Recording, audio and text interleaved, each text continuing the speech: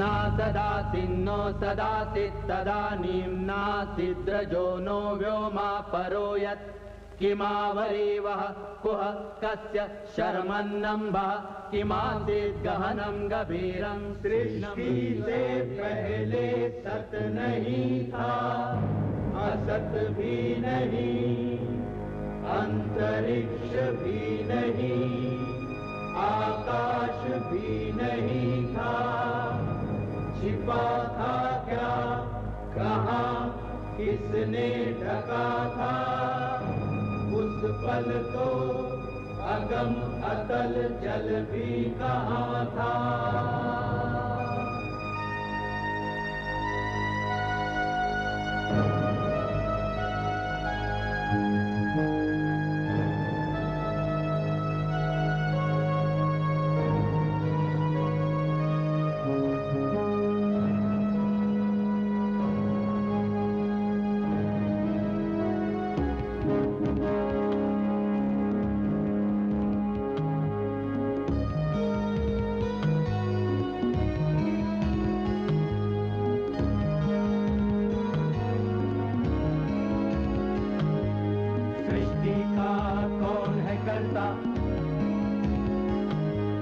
करता है वाह करता, ऊंचे आकाश में रहता, सदा अध्यक्ष बना रहता, वही सचमुच में जानता या नहीं भी जानता है, किसी को नहीं पता, नहीं पता, नहीं है पता, नहीं है पता।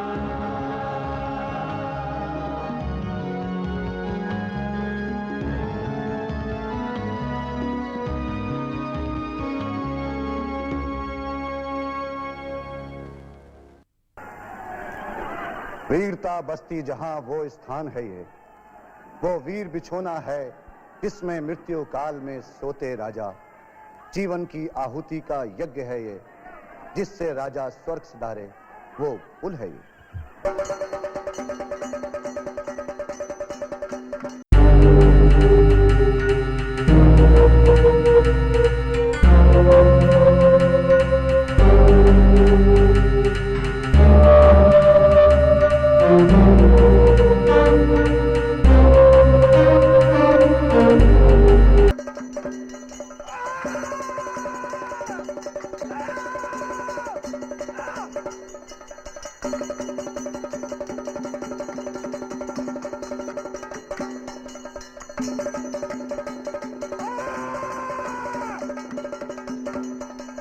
महाभारत युद्ध पर आधारित नृत्य बहुत जोरदार और पुरअसर होते हैं। कथकली शैली में महाभारत से संबंधित कई नृत्य हैं।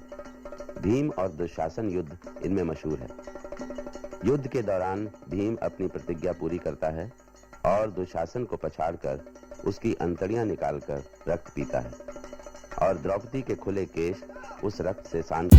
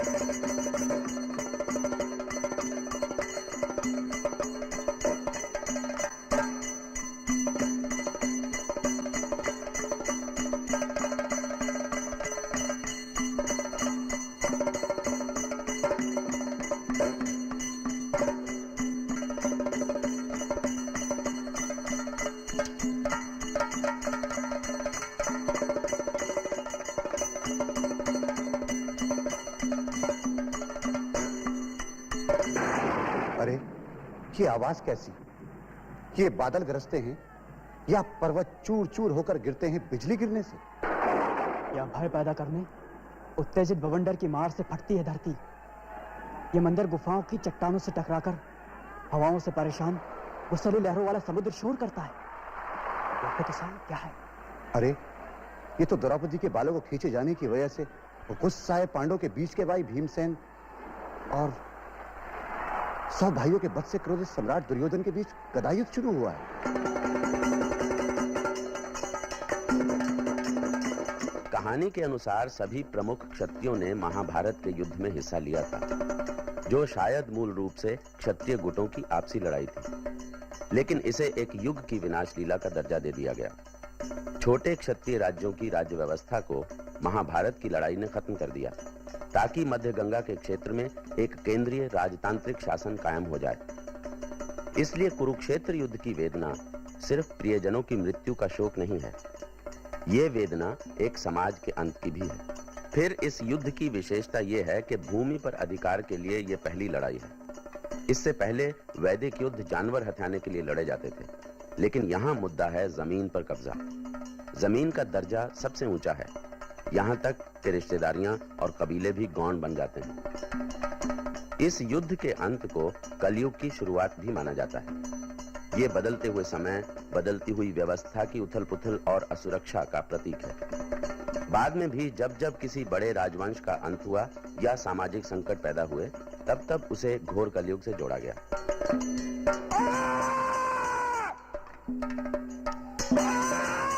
महाभारत पर आधारित कृतियों में से सबसे पुरानी कृति शायद महाकवि भास का नाटक उरुभंगम है।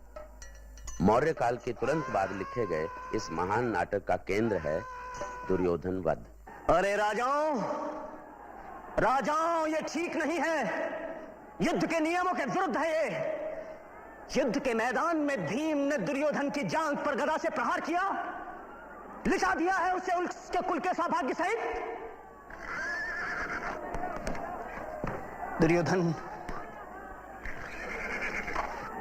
दुर्योधन थोड़ी देर और जीवित रहो।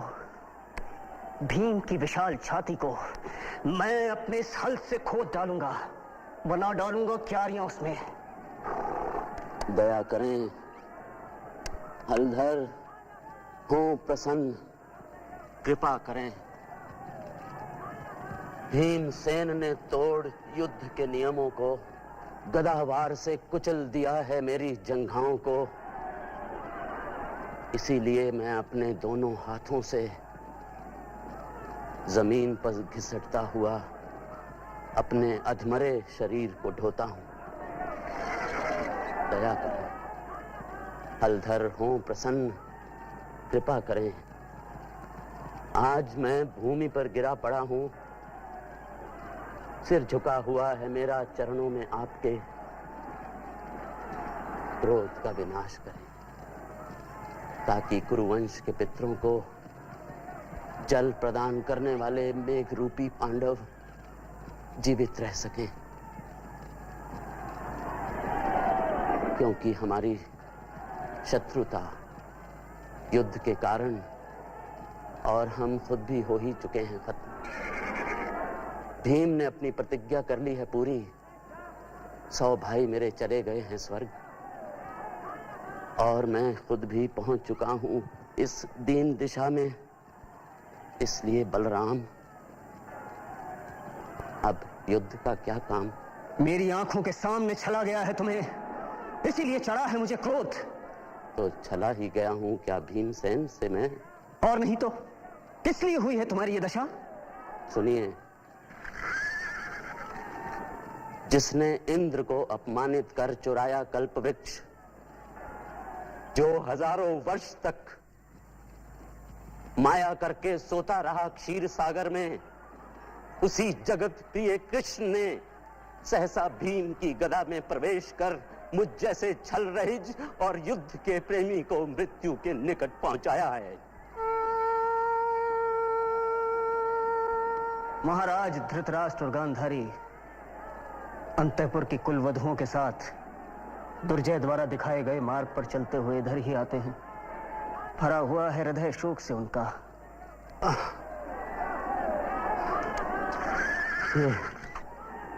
ये मुझ पर दूसरा प्रहार है। मेरे बालों को खींचकर गदा से प्रहार कर भीम ने मेरी जंघाओं को ही मुझसे नहीं छीना है, छीना है पिता के चरण छूने का अधिकार भी मुझसे। ये कौन है जो मेरा वस्त्र खींचकर मुझे राह दिखाता है? बाबा, मैं हूँ दुर्जय। दुर्जय, बेटे अपने पिता को ढूंढ। मैं थक गया हूँ बाबा। तो जा अपने पिता के गोद में आराम कर। मैं जा रहा हूँ बाबा।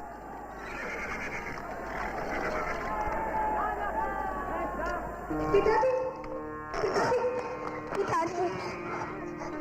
ओह मेरे लाल, तू यहाँ क्यों आ गया? क्योंकि आप बहुत देर से दूर थे। मैं आपकी गोद में बैठूंगा। आप मुझे गोद में क्यों नहीं बिठाते? मेरे लाल,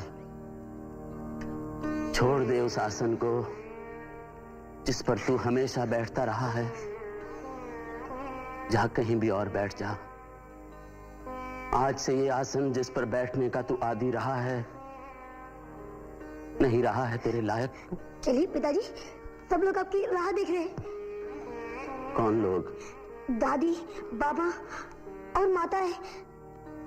मेरे पुत्र, मैं चल नहीं सकता। मैं लेकर जाऊंगा आपको। मेरे लाल, तू अभी नन्हा सा है। दादी, बाबा, महाराज आए।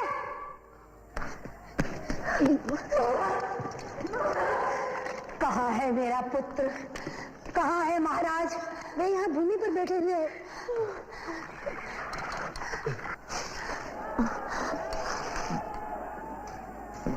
आपके चरणों में मैं सिर झुकाता हूं और धधकती हुई ज्वाला की चिंता किए बिना जिस सम्मान के साथ मैंने जन्म लिया था उसी सम्मान के साथ स्वर्ग को जाता हूं। मां, मैं आपसे एक बात कहना चाहता हूं। कहो पुत्र। मैं हाथ जोड़कर कहता हूं, अगर मैंने किया हो कुछ भी पुण्य तो अगले जन्म में तू ही मेरी माता बनना। तुमने तो मेरे मन की बात कह दी। दुर्जय, तू भी सुन। जैसे सेवा करता था मेरी वैसे ही करना पांडवों की। पूज्य मां कुंती की आज्ञाओं का सदा पालन करना। अभिमन्यु की मां और द्रौपदी को अपनी मां की तरह देना आदर। एक बेटे, याद रखना कि कीर्तिवान वैभवशाली गौरव की अग्नि से जिसका हृदय दमकता था वो तेरा पिता दुर्योधन युद्ध में समान बल वाले शत्रु का करते हुए सामना गिर गया है। ये सोचकर तू दुख को छोड़ दे। मेरी मृत्यु के बाद युधिष्ठिर की बलशाली बांह को पकड़ना, दाहिनी बांह के रेशमी वस्त्र को पकड़ पांडु पुत्रों के साथ मेरा नाम लेकर मुझे देना तू तर्पण।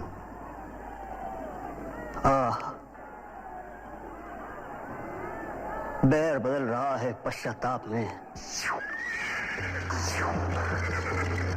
अरे ये कौन है जो अपने धनुष की टंकार से भयभीत बनाता है कौरवों के झुंड को? दुर्योधन के संग धनुष पर बाण चढ़ाकर युद्ध यज्ञ में जीव आया मैं पांव बढ़ाकर, वैसे ही मैं फिर आता हूं इस सोने रण में मानो अश्वमेध की पूर्णाहुति के क्षण में। ये तो द्रोण पुत्र अश्वत्थामा हैं जो इधर ही आ रहे हैं। हो युद्ध के लिए इच्छुक राजाओं, तुम बचे हुए हो थोड़े ही समय के लिए। हर सांस के साथ डूब रहा है जीवन तुम्हारा। मैं वो दुर्योधन नहीं हूं जिसकी जंघाएं छल से तोड़ी गई हैं। वो साथी पुत्र कर्ण ही नहीं हूं मैं, जिसके कमजोर शस्त्र बेकार हो गए।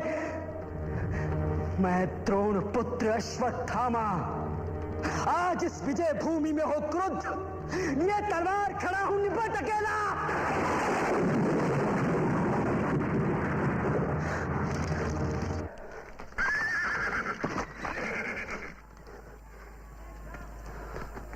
हे गुरुराज, ये क्या है?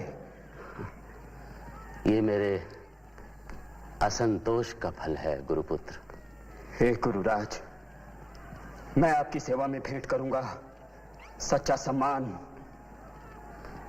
तुम क्या करोगे? युद्ध छेड़ने के लिए सदा उत्सुक, सवार गरुड़ की पीठ पर 4 भयंकर भुजाओं वाले धनुष और चक्र को धारण किए हुए कृष्ण को पांडु पुत्रों समेत बाणों का जाल बना नष्ट कर डालूंगा। और लगेगा यह दृश्य किसी गड़बड़ तस्वीर की तरह। नहीं नहीं, ऐसा ना कहें। जिनका हुआ था अभिषेक, वो सारा राजवंश सो चुका है पृथ्वी की गोद में। कर्ण सिधारे हैं स्वर्ग को, शांतनु पुत्र भीष्म भी पड़े हैं धरती पर। शत्रु का सामना करते हुए 100 भाई भी मारे गए हैं मेरे युद्ध में। मैं खुद भी पहुंच गया हूं इस दयनीय दशा में। इसलिए हे गुरुपुत्र, धनुष को त्याग दें आप। हे कौरवराज, आज जब युद्ध में पांडुपुत्र भीम ने खींचा तुम्हारे बालों को, किया वार गदा का, तब उसने ना सिर्फ तुम्हारी जांघों को तोड़ा है, बल्कि तोड़ा है तुम्हारे मान को भी। गुरुपुत्र, मान ही तो शरीर है राजाओं का। मान के लिए ही तो किया था युद्ध को स्वीकार मैंने। गुरुपुत्र, देखो कैसे मैं उस समय द्रौपदी को बालों से पकड़ खींच लाया था जुए के खेल में। कैसे अभिमन्यु को, जबकि वो था बालक, मार गिराया हमने। कैसे जुए में पांडवों को छल से जीता और भेज दिया जंगल रहने जंगली पशुओं के साथ। इस सब की तुलना में रण विद्या में प्रवीण पांडवों ने जो मेरी मानहानि की है वो कम ही है। पर मैं कर चुका हूं प्रतिज्ञा हर तरह से, आपकी महानता की, अपने प्राणों की, और वीर रहते हैं जहां उस स्वर्ग की सौगंध। आज रात मैं बोलूंगा धावा और युद्ध करके भयानक पांडवों का करूंगा विध्वंस। गुरुपुत्र ने कहा है जैसा वैसा ही होना चाहिए। दुर्जय, यहां आओ। बिना अभिषेक के ही मुझ ब्राह्मण के आदेश से तुम अपने पिता के पराक्रम और बाहुबल से अर्जित इस राज्य के राजा हो।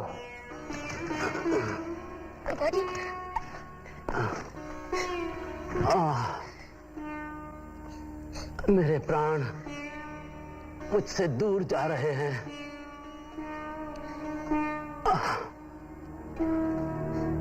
हे रहे शांतनु और मेरे दूसरे पूज्य पूर्वज, ये रहे मेरे 100 भाई जो खड़ा करके कर्ण को आगे खड़े हैं। अभिमन्यु इंद्र के हाथी इरावत पर बैठकर क्रुद्ध हो मुझे फटकारता है।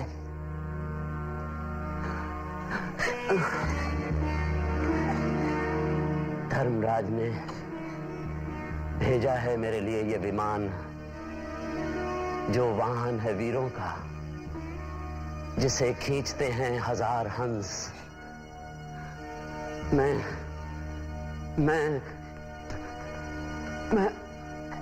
आ रहा।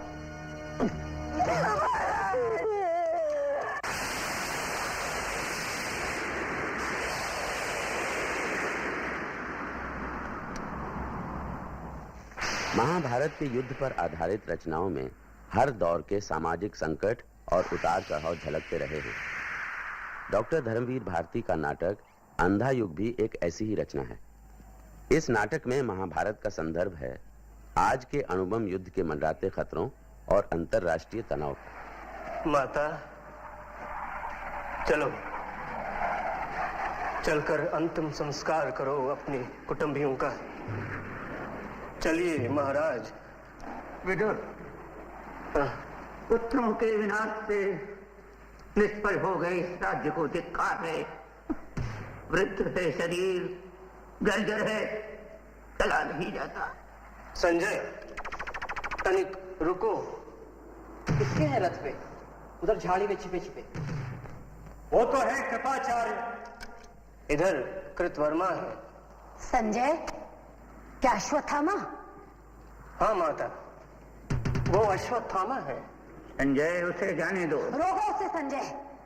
रुको और रुको अश्वत्थामा, हम हैं संजय और गांधारी महाराज, संग है हमारे। अश्वत्थामा तो बिल्कुल बदला हुआ सा, वीर नहीं, वो तो जैसे भय की प्रतिमूर्ति है, रह रहकर कांप उठता है, रथ की बलकें हाथ से छूट जाती हैं।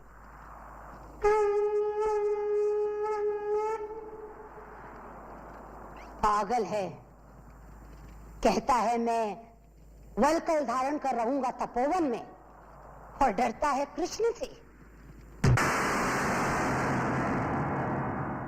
पांडवों को लेकर साथ कृष्ण आ रहे हैं खोज में उसकी।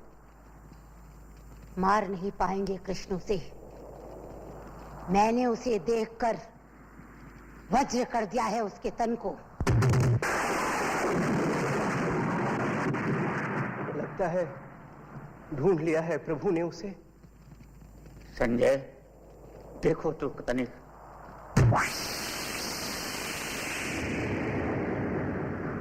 मेरी दिव्य दृष्टि वापस ले ली है व्यास ने। ये तो प्रकाश अर्जुन की अग्निबाण का है। झुलस झुलस कर गिर रही हैं वनस्पतियां। संजय, शीघ्र निकल चलो यहाँ से। किंतु कृष्ण, यदि क्या तुमने अनिष्ट अश्वत्थामा का? माता, निकल चले यहाँ से, सुरक्षित नहीं है यहाँ। गिरते हैं जलते बाण यहाँ। चलिए महाराज।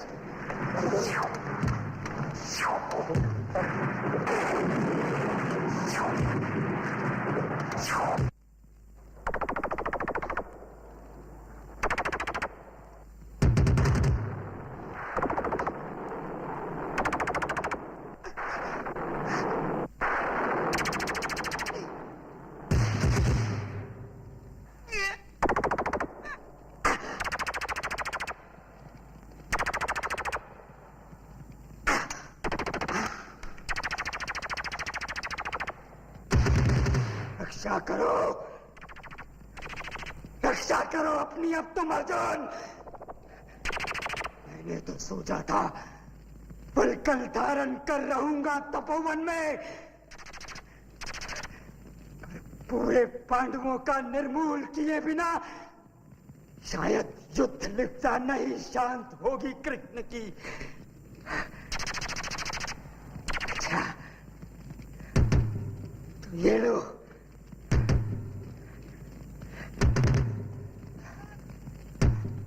ये रहा ब्रह्मास्त्र।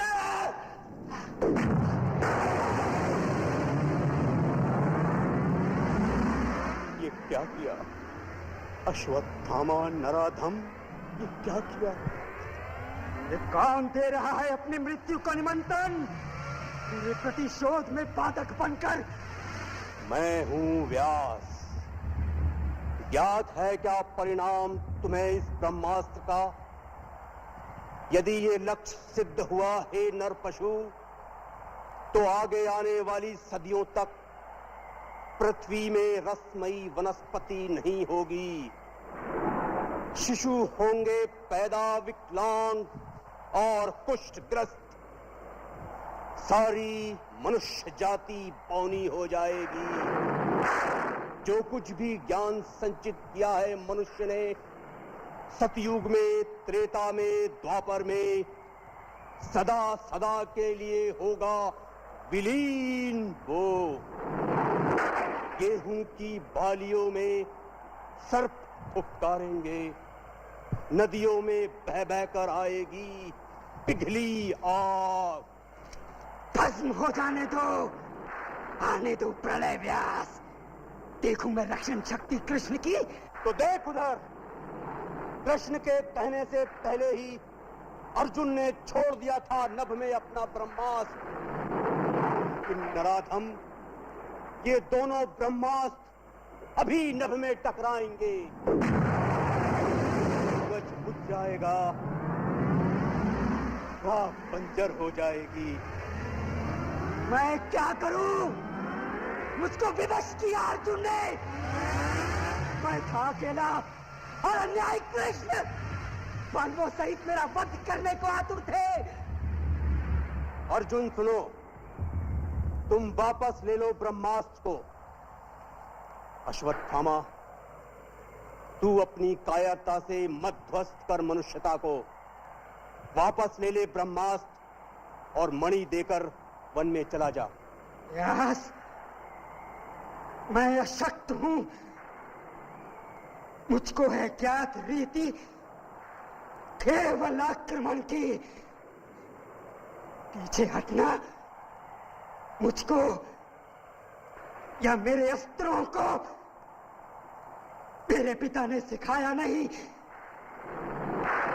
सूरज बुझ जाएगा, धरा बंजर हो जाएगी। अच्छा तो सुन लो व्यास, सुन लो कृष्ण। ये अचूक शस्त्र अश्वत्थामा का निश्चित गिरे जाकर उत्तरा के गर्भ पर वापस नहीं होगा। तुम पशु हो, तुम पशु हो, तुम पशु हो, तुम पशु हो।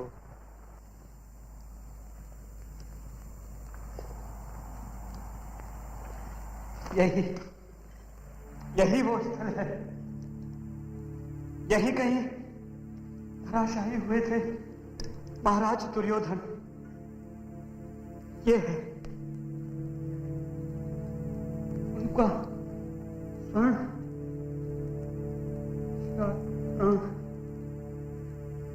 यह है गदा उनकी, यह है कवच उनका।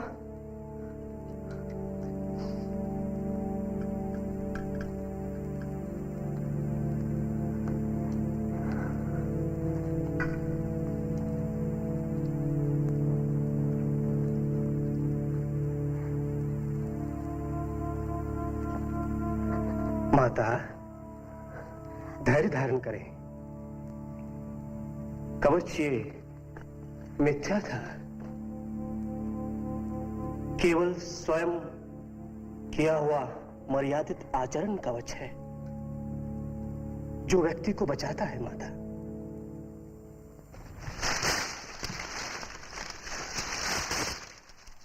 कौन है वो छड़ी के पास मौन बैठा हुआ?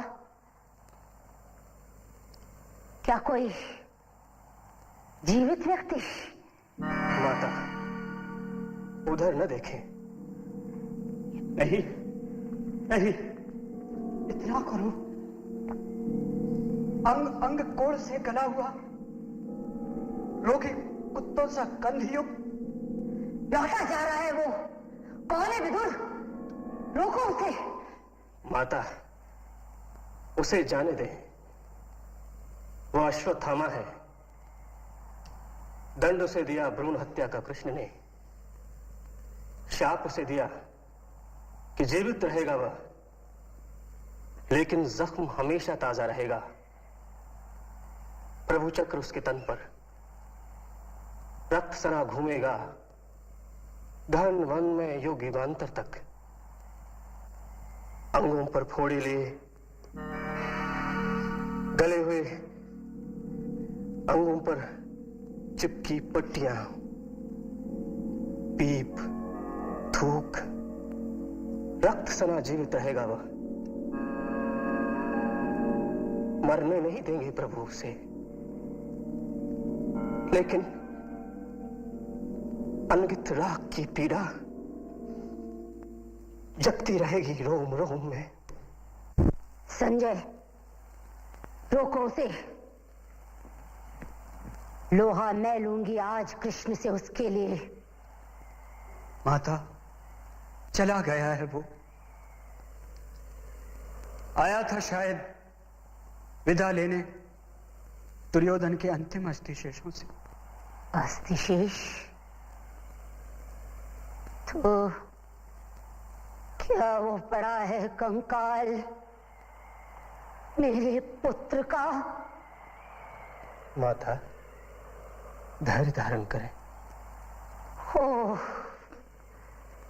तो वो पड़ा है कंकाल मेरे पुत्र का। किया है ये सब कुछ कृष्ण, तुमने किया है। सुनो, आज तुम भी सुनो। मैं तपस्विनी गांधारी अपने सारे जीवन के पुण्यों का, अपने सारे पिछले जन्मों के पुण्यों का बल लेकर कहती हूं कृष्ण, सुनो। तुम यदि चाहते तो रुक सकता था युद्ध ये। मैंने प्रसव नहीं किया था कंकाल वो। इंगित पर तुम्हारे ही भीम ने अधर्म किया। क्यों नहीं दिया तुमने वो शाप भीम को जो दिया तुमने निरपराध अश्वत्थामा को? तुमने किया है प्रभुता का दुरुपयोग। सुनो कृष्ण,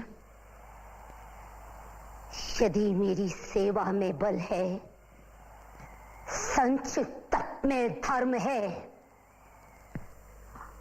तो सुनो, प्रभु हो या परात्पर हो, कुछ भी हो, सारा तुम्हारा वंश इसी तरह पागल कुत्तों की तरह एक दूसरे को परस्पर फाड़ खाएगा।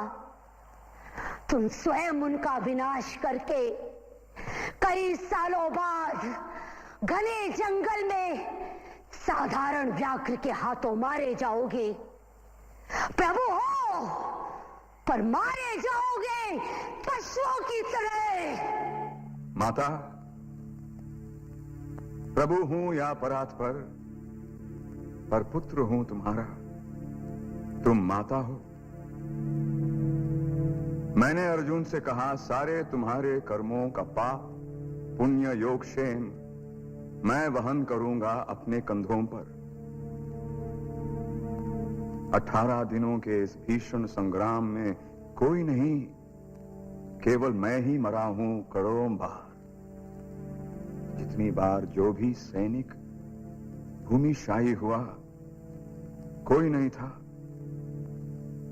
वो मैं था। गिरता था घायल होकर जो रणभूमि में। अश्वत्थामा के अंगों से रक्त पीप श्वेत बनकर बहूंगा मैं युग युगांतर तक। जीवन हूं मैं, तो मृत्यु भी मैं ही हूं। शाप ये तुम्हारा स्वीकार है। जब तक मैं जीवित हूं, पुत्रहीना नहीं हो तुम। प्रभु हूं या परात्पर, पर पुत्र हूं तुम्हारा। तुम माता हो।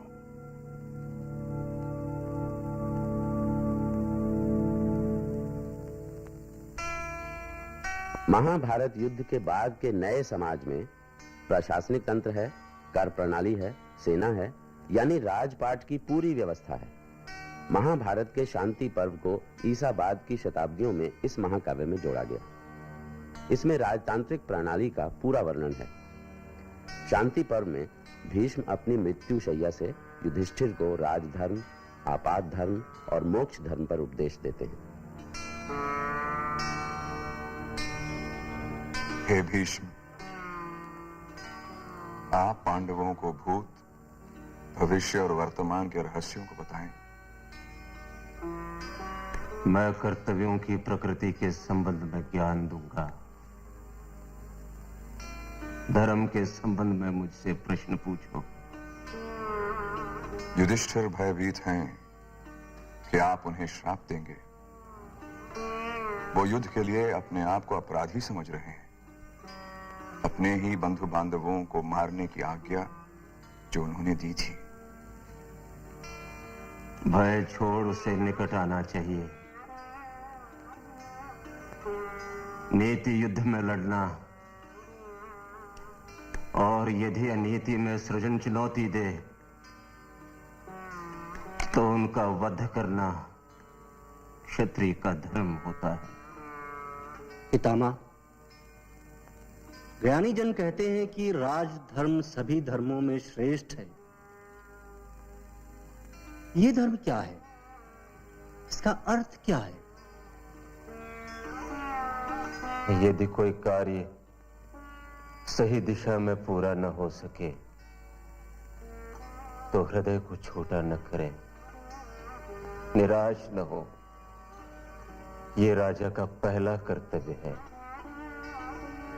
सत्य का पालन करना भी राजा का प्रधान कर्तव्य होता है। यदि कोई राजा सत्य के प्रति समर्पित हो तो उससे फिर किसी और के प्रति समर्पित होने की आवश्यकता नहीं रहती। प्रजा का कल्याण ही राजा की स्थायी चिंता होनी चाहिए। उससे स्वयं भी काम करना चाहिए।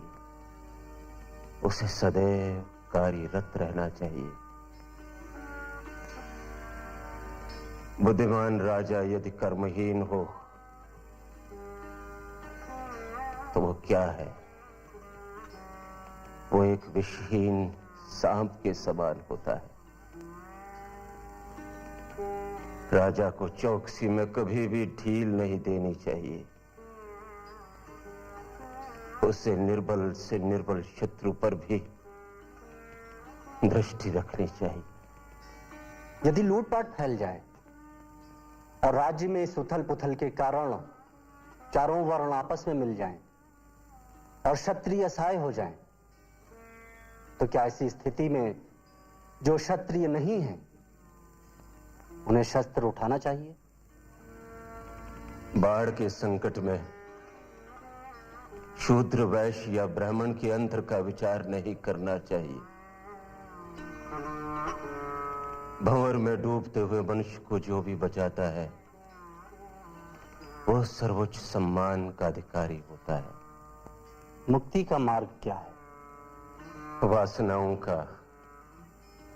वासना रूपी जीवों का त्याग करो। वासनाओं से घृणा करो और शांति प्राप्त करो। ज्ञान ही श्रेष्ठ सुख है। ज्ञान ही श्रेष्ठ वस्तु है और ज्ञान ही श्रेष्ठ अधिकार है। सत्य ही ब्रह्म है, सत्य ही तप है, सत्य ही स्वर्ग है और सत्य ही ज्योति है। मृत्यु और विनाश इस संसार पर आक्रमण करते रहते हैं। रात और दिन बीतते रहते हैं। यही समय है जब तुम स्वयं को ढूंढो, उठो, जागो या फिर अपने आप को भुला दो।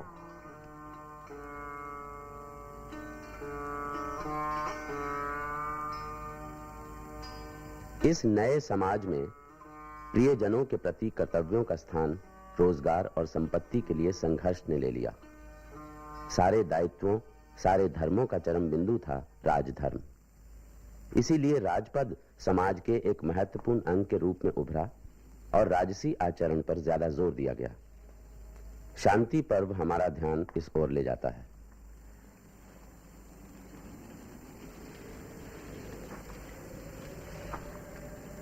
महाभारत एक ऐसा बेशकीमती भंडार है जिसमें खोजने पर हमें कई तरह की अनमोल चीजें मिल सकती हैं। ये रंग बिरंगी खुद बुदाती हुई जिंदगी से भरपूर है। ये महज नीति की तालीम देने वाला ग्रंथ नहीं, हालांकि नीति और तहजीब की तालीम इसमें बहुत मिलेगी। दूसरे ग्रंथों की तरह इसमें तपस्या और संयम पर जोर नहीं दिया गया है। महाभारत से मिलने वाले सबक को एक जुमले में बयान किया जा सकता है, दूसरे के लिए तू ऐसी बात न कर जो तुझे खुद अपने लिए नापसंद हो।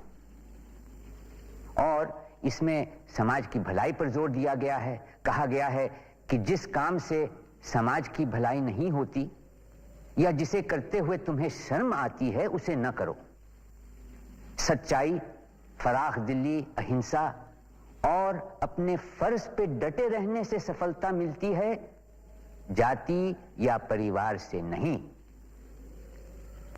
जीवन और अमरता से फर्ज बड़ा है, नैतिकता बड़ी है।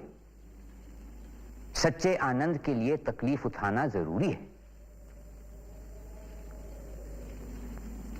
दौलत कमाने के लिए बेचैन रहने वालों पर एक व्यंग्य है।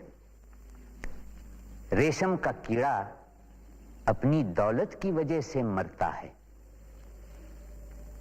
और महाभारत में इस सबसे बढ़कर किसी जिंदा, किसी तरक्की करते, आगे बढ़ते समाज के लिए यह सबक,